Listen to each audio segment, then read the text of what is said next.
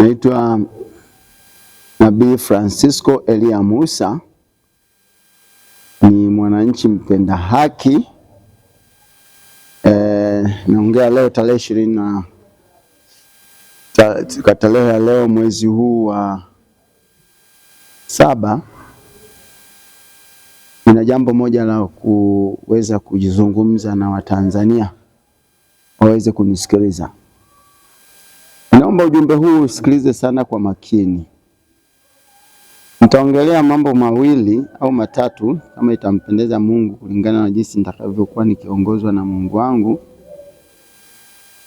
kuhusiana na Rais Samia Suluhu Hassan kuhusu tume ya uchaguzi wa mauaji ya tarehe 29 2025.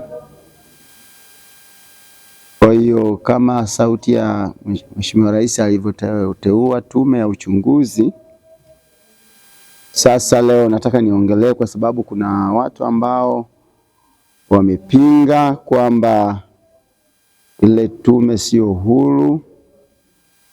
Kwa hiyo hana mamlaka na uwezo wa kuweza kuteua tume. Kwa hiyo kuna baadhi ya mawakili walifungua kesi huko Kigoma, Mahakama Kuu ya Tanzania, ambayo inasubiriwa tena kutolewa maamuzi mwezi huu, na sijakosea tarehe 17. Lakini nataka niongelee kuhusu swala moja kuhusiana na mambo ya uchunguzi wa mauaji ya tarehe hiyo, kwamba Rais Samia Suluhu Hassan anayo mamlaka au hana. Lakini tunajua kabisa kwamba katika swala lolote la kijinai la upelelezi, tunaamini kwamba kila Mtanzania ni mpelelezi, isipokuwa tu tumepeana majukumu kwamba fulani ana jukumu fulani. Kwa mfano, polisi wanategemea upelelezi kutoka kwa wananchi. Wao kama wao wanaweza wakapeleleza na wakafanikiwa na wasifanikiwe, mpaka washirikishe baadhi ya wananchi wa Samaria wema na wanaharakati wa haki za binadamu. Sasa unapokwenda kupeleka kesi kwamba ninapinga kwamba Rais Samia Suluhu Hassan ameteua tume ambayo si mamlaka yake kuteua, kama jinsi ambavyo nilimsikia wakili mmoja akielezea, asema katika sura ya 32 marejeo ya mwaka 2023 katika kifungu cha 21 mabano cha AB kuhusu DPP ndio mamlaka ya kuweza kufanya mawasiliano na polisi kwa ajili ya upelelezi. Lakini nataka niseme tu kwamba Mheshimiwa Rais alikuwa sahihi tu kuweza kutafuta watu wa kuchunguza. Uwe unajua kwamba haruhusiwi au anaruhusiwa, lakini upelelezi ni wa kila mwananchi. Akiona kuna tuhuma mahali au mtu anaiba, anaweza akatoa taarifa polisi au uchunguzi fulani kwamba nimefuatilia, nimegundua kuna hiki na hiki na hiki, ndio nasikia kwamba kuisaidia polisi. Lakini maneno mengine ya kuanza kusema fulani hana mamlaka, hana nini, napinga. Kwani yeye Mheshimiwa Rais amekuzuia wewe kufanya upelelezi? Kwa sababu unakuwa pambana tu, unapoteza muda, unaenda mahakamani, unasema napinga hiki, napinga hiki. Sijamsikia Mheshimiwa Rais akisema kwamba tume hii niliyoiteua kupeleleza, hakuna mwingine awezaye kupeleleza zaidi ya hawa. Maana yake yeye kama yeye alitafuta watu wa kupeleleza, wa kwenda kufanya uchunguzi wa matukio hayo ilikuwaje. Mimi nasema alikuwa sahihi tu, isipokuwa tu mtu mwingine anaweza kuwa na waza vingine tofauti, kwamba pengine labda yeye amenyimwa uhuru wa kuchunguza. Je, katika kura za maoni au pendekezo lako kwa Mheshimiwa Rais uliwahi kumwambia kwamba tunaomba tufanye hiki na hiki, au ulipeleleza ukasema kwamba mwenye tatizo la mauaji ya tarehe 29 alikuwa ni nani? Na kama umelipeleka, je, limechukuliwa hatua gani au kuna utaratibu gani?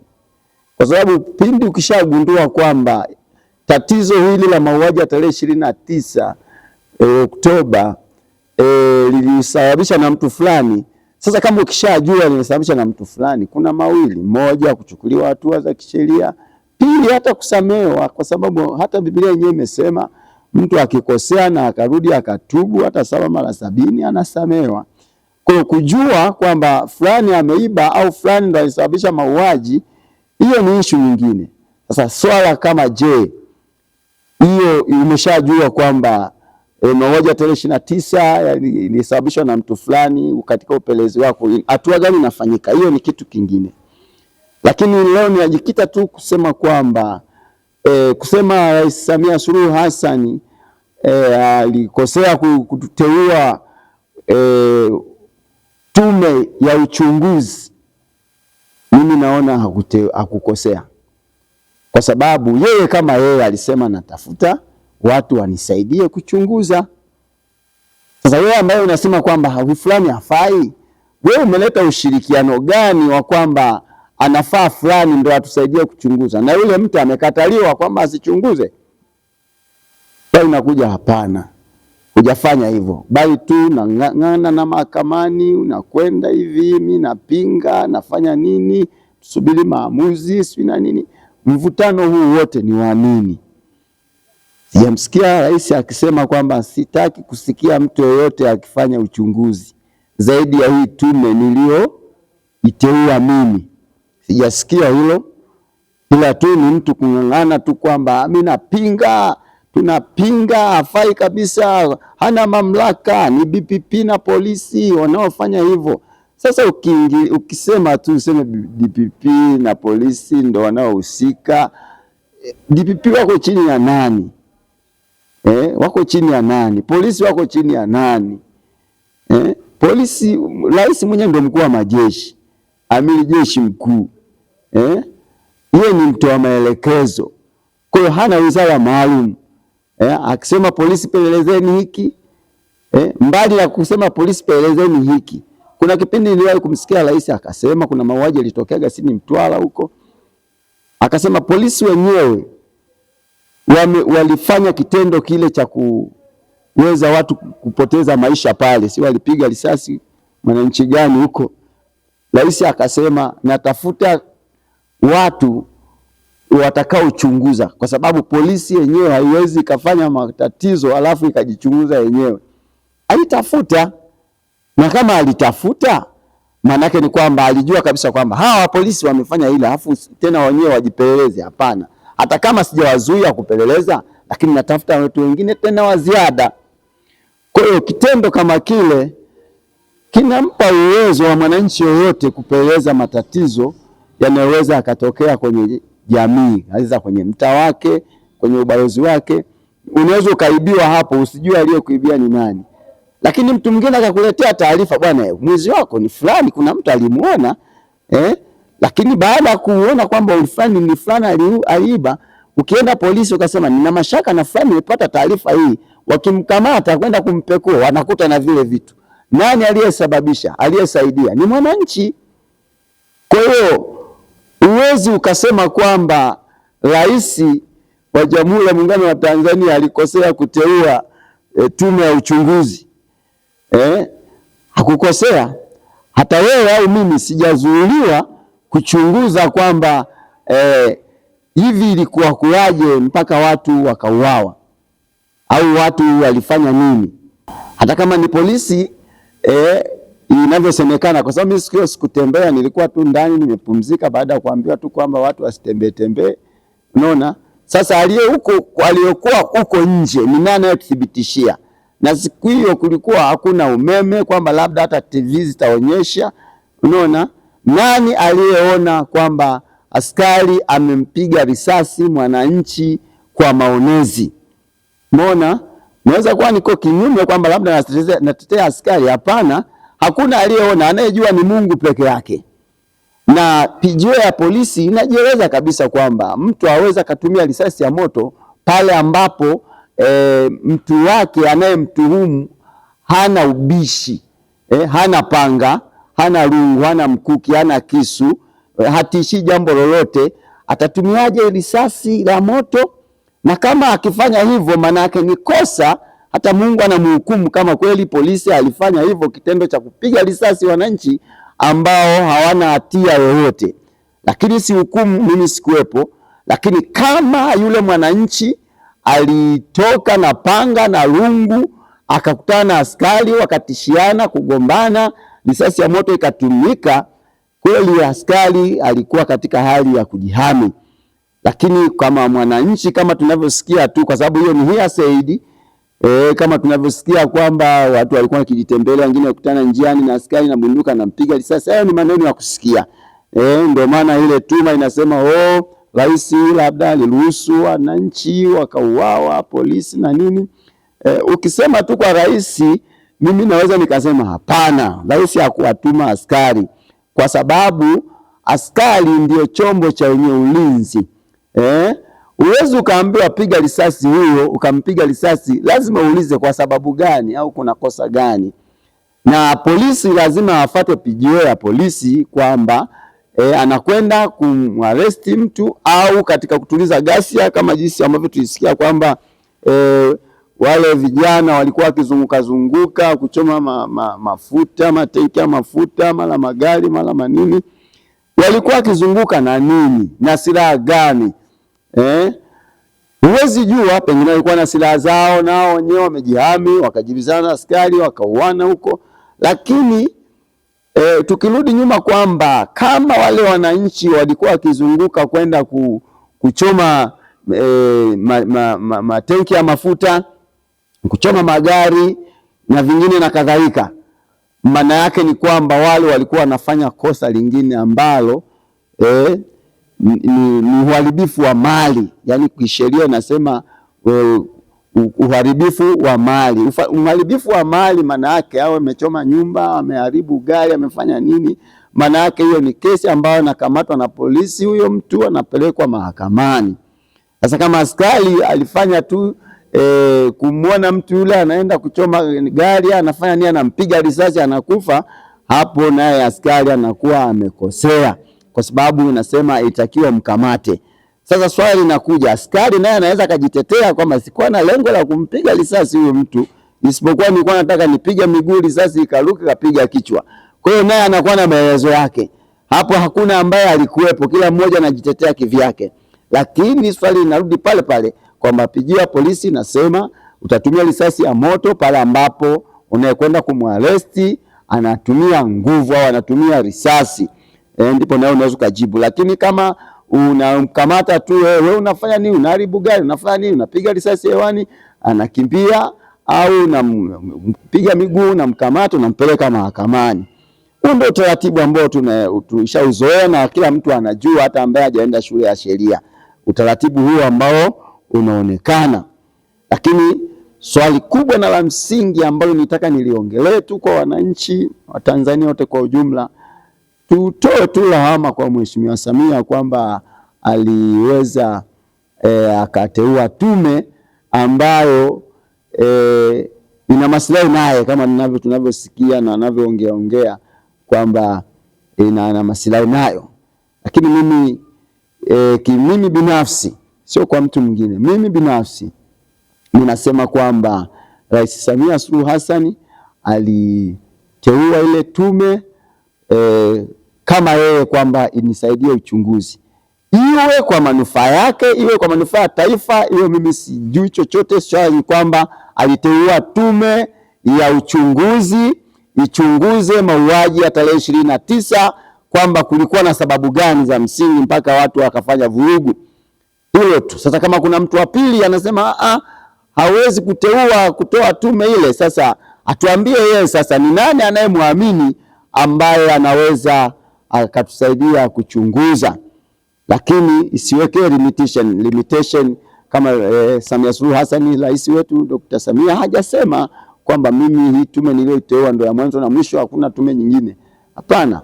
kwa sababu mambo haya ya uchunguzi kila mtu Tanzania hii ni mwanaharakati, yani mtenda haki. Kila mtu Tanzania hii kila mtu ni mwenye haki, ni askari karibuni 92% kasoro 8 Tanzania nzima ni maaskari, kwa sababu jeshi la akiba limetapakaa vijijini ndani jeshi la akiba yani katika tafsiri kama maneno ya zamani wanasema mgambo wengi.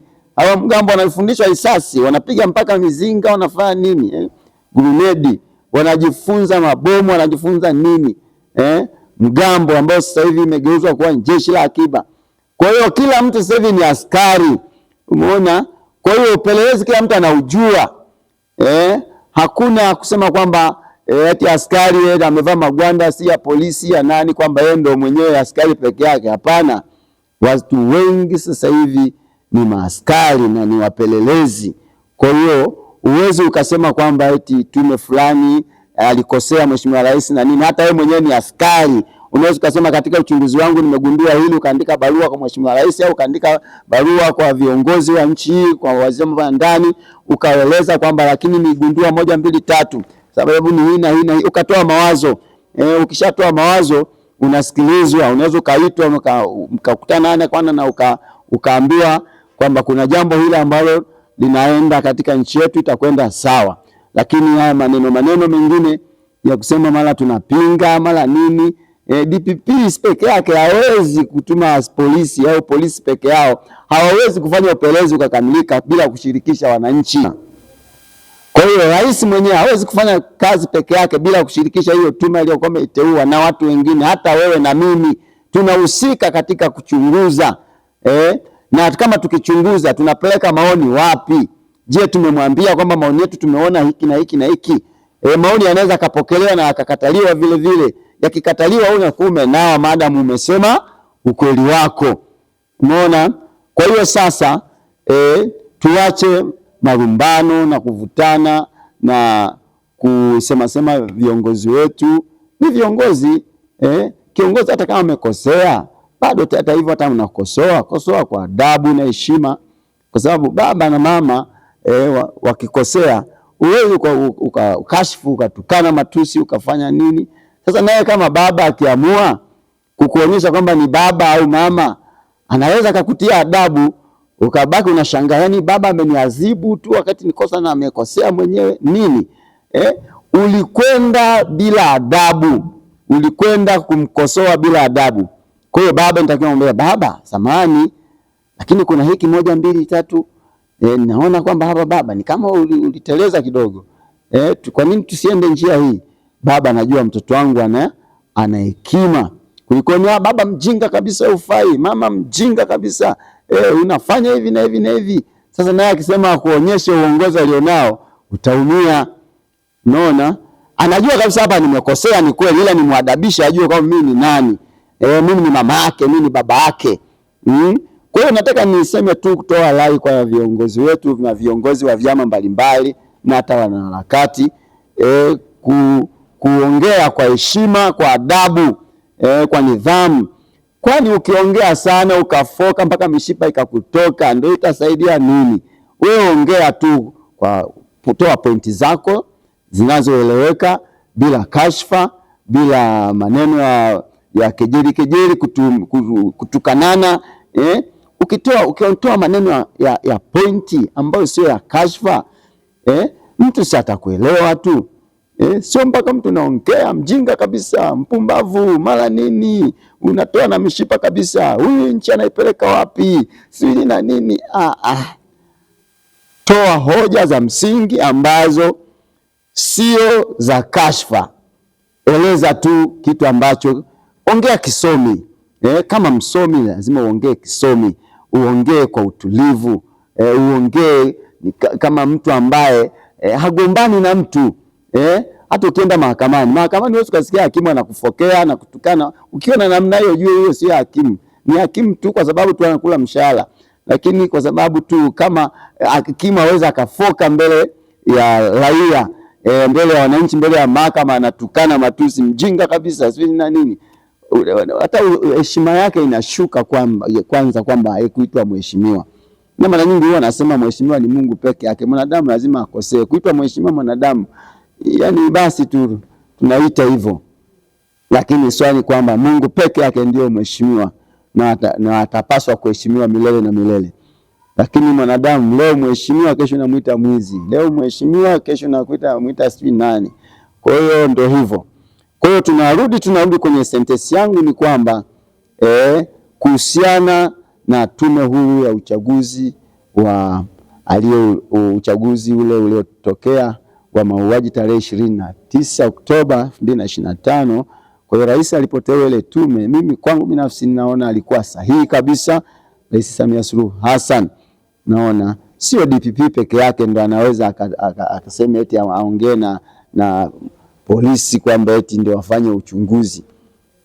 Hakuna, ni kitengo ambacho kimepewa mamlaka kwamba ndio waajiriwa wenyewe.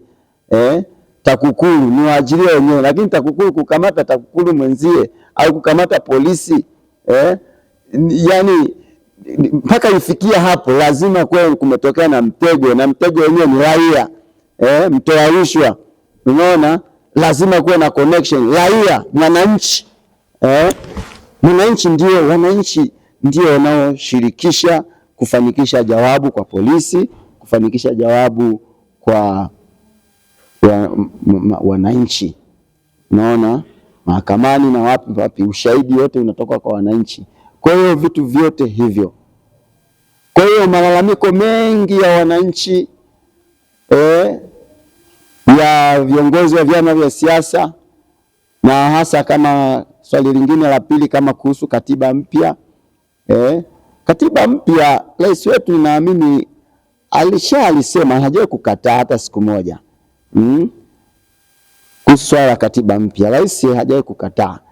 Ninavyofahamu hajawahi kukataa hata siku moja kwamba haitatokea, kwamba katiba mpya haitakuwepo, isipokuwa tu mchakato, kama nilivyosikia kwamba mchakato unaendelea. Maana yake mchakato uendelee. Sasa mchakato kama unaendelea, sio kwamba leo au kesho itakuwa tayari, lakini kuna kikomo mwisho utafika kwamba katiba mpya itapatikana. Unaona, ambayo sio leo wala kesho, inaweza kuwa sio mwaka huu hata mwaka kesho, lakini katiba mpya itapatikana. Swala ni kuwa na kuvuta subira. Ushauri wangu kwa wanaharakati na vyama vya siasa, kunena kwa upole, kutoa ushauri. Yaani mwanaharakati au vyama vya siasa, viongozi, tunene kwa upole. Tunene kwa upole, sio upole na unakuzidi mpaka unakuwa mjinga. Tunene kwa upole kwa kutoa ushauri. Tunapotoa ushauri, kuna kitu Waingereza wanasema polite language. Yaani ile lugha kama laini, yani sio lugha kali ya kusema ukoona kama mtu unafokewa yani. Kwa ile lugha ambayo inafanya hata msikilizaji unayemshauri anaona kama vile kwamba kweli ananishauri kitu cha msingi. Mambo ya kashfa, katiba mpya si nini na nini tutaona mwaka huu si nini, achana nayo. Katiba mpya itapatikana tu, lakini kuwe na lugha. Waandamanaji kama wapo wanasema tunaandamana, ni kufanya prosesi za maandamano. Ni kweli anaweza kafanyika prosesi, lakini pamoja na hayo prosesi za maandamano zinafanyika, si mtachukua vibali polisi wapi na wapi na wapi. Lakini swali, je, mmekaa chini mmezungumza ikashindikana? Lakini hata vile maandamano ya kusema mnatembea barabarani kila siku mtamaliza na viatu, lakini hakuna kinachoweza kikaweza kutendeka bila kukaa chini. Lazima kukaa chini wote, mshauriane, mzungumze. Mambo za maandamano mtazunguka, lakini bado swali linakuwa pale pale. Kashfa zinapita barabarani, mara huyu si kaende karudi, mara si hafai kabisa huyu nini.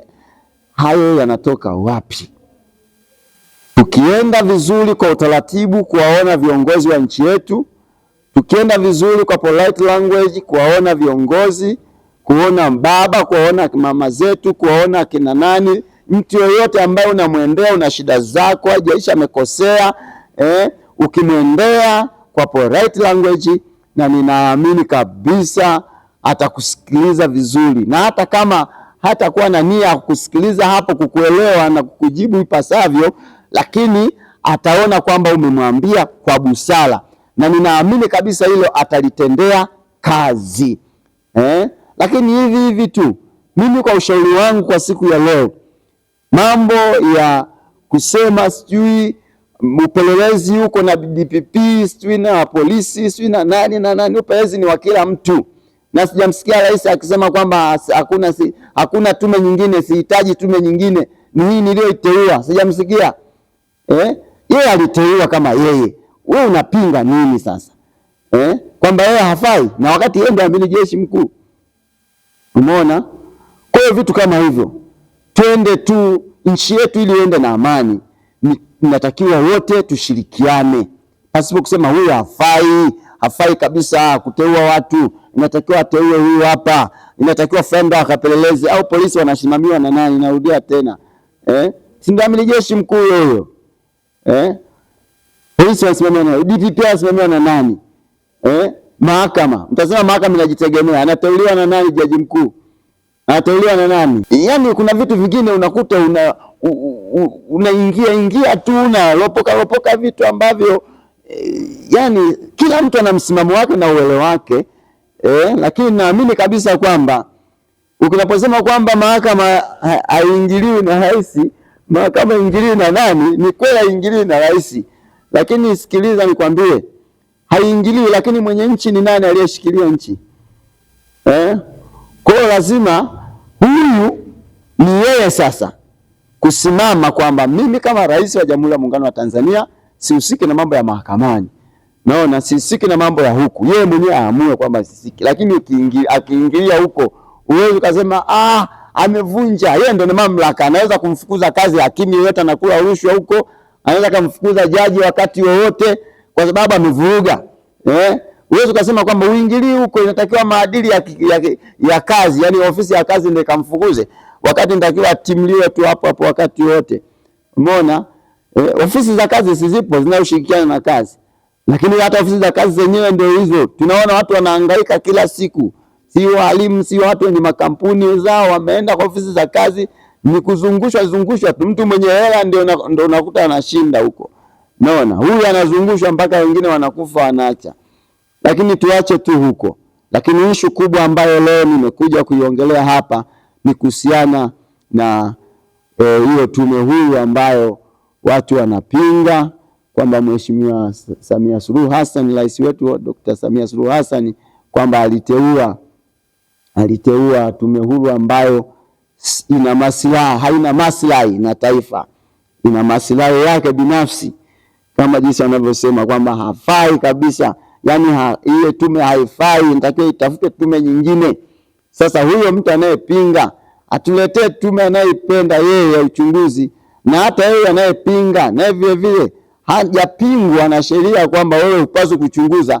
Cha msingi wewe inatakiwa katika maeneo yako ya uchunguzi wako, inatakiwa yapeleke mali husika kwamba jamani, mimi katika uchunguzi wangu ninaona tatizo liko 1 2 3. Umemwambia nani? Zaidi ya kulalamika tu na kupita kwenye milango ya mahakama ya kufanya nini huko, tunakuwa tunapoteza tu muda. Swali ni kukaa pamoja na kujadiliana kuona nini kinachotakiwa tukifanye. Una jambo lako linahusiana na upelelezi wa polisi, nenda muone RPC, nenda muone IGP, nenda muone nani, mwambie bwana, katika uchunguzi huu mimi nimegundua kuna 1 2 3. Wakitekeleza, wasipotekeleza umeshanao. Hata ukitoa kwenye public, kwenye vyombo vya habari kwamba niliendaga mahali fulani lakini nilipita hapa na hapa, unakuwa na vielelezo na evidence ambayo inaeleweka.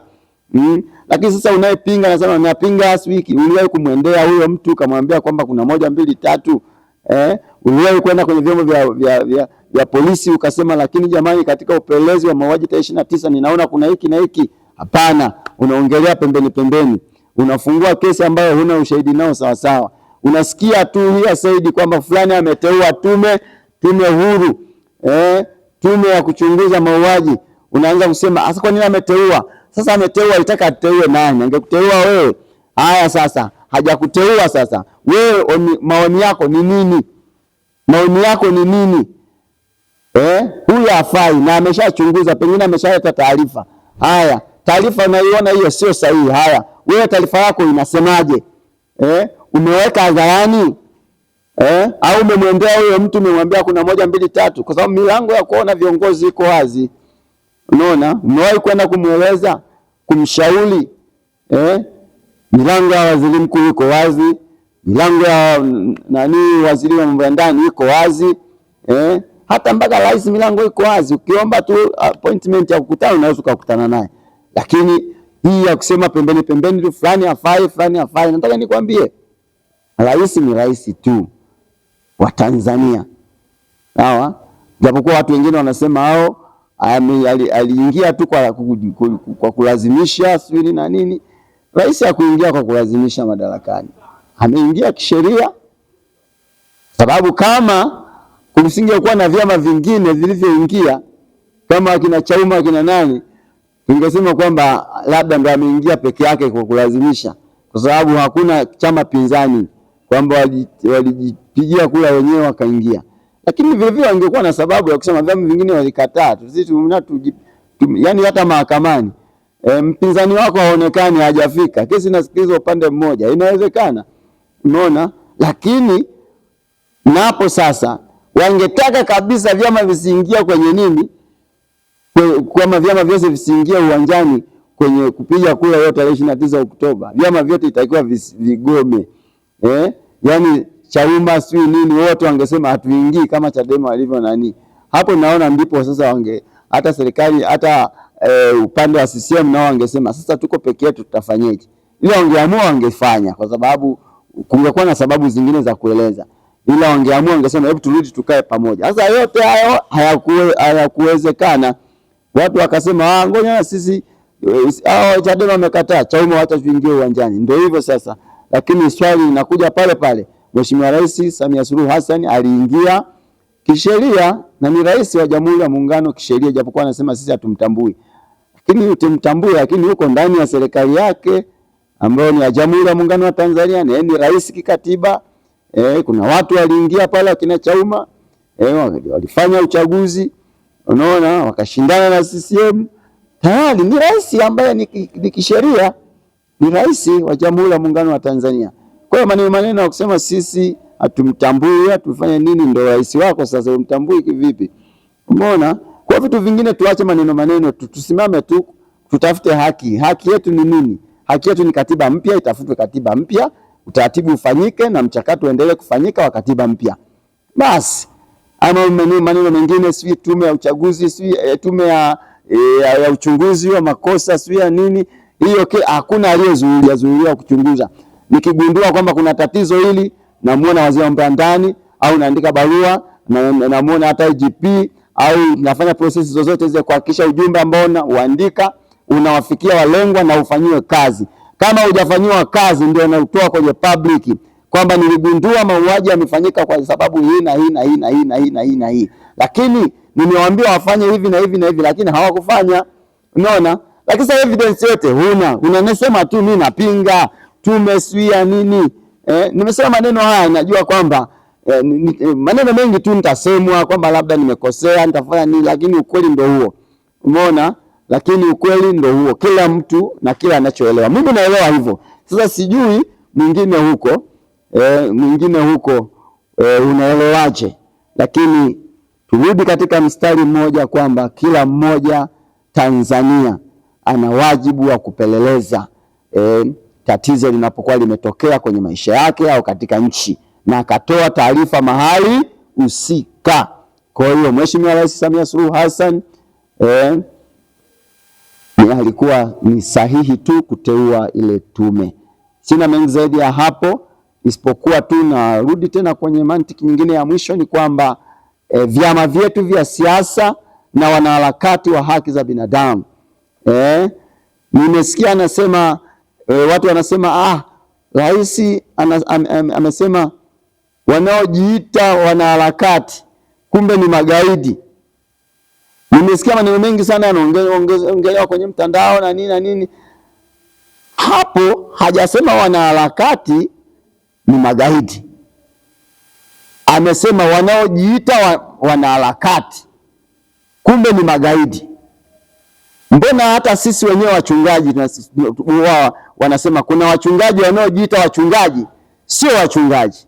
Maana yake matendo yao hayaendani na uchungaji, maisha yao. Wengine wanajiita manabii lakini matendo yao hayaendani na unabii.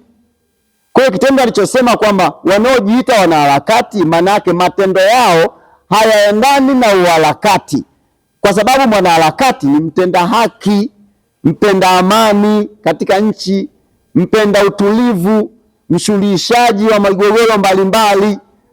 Huyo ndio mwanaharakati. Lakini kama ulitafsiri ukasema rais amesema wanaharakati ni magaidi, hapo unakuwa umetranslate tofauti, yani umetafsiri tofauti. Alisema wanaojiita. Sasa kama wewe unalalamika, maana yake wewe ndio unayejiita mwanaharakati. Unaona? Na kwa nini useme mimi unajiita mwanaharakati ukalalamika ukapiga makelele? Swali linakuja hivi, kama haujiiti mwanaharakati, matendo yako yanaonyesha kwamba wewe ni mwanaharakati wa haki. Haujiiti kwa sababu kazi zako zinaonekana. Hata Isa bin Maryam Yesu akasema mtawatambua kwa matunda yao. Kwa hiyo matunda yako yanaonekana kwa kazi zako. Ndivyo anaonekana huyu mtu anamwamini Mungu kwa roho na kweli. Matunda yako yanaonekana. Kiongozi bora ni yule asiyelaumika. Kiongozi bora sio mwizi. Kiongozi bora si yule jambazi. Kiongozi bora sio mzinzi. Kiongozi gani? Wewe mkuu wa mkoa si nani, wewe mjambazi, mwizi tu, mlevi unalala kwenye mitalu. Wewe sio kiongozi bora. Mungu anataka tusimame kwenye msingi. Msingi wa haki.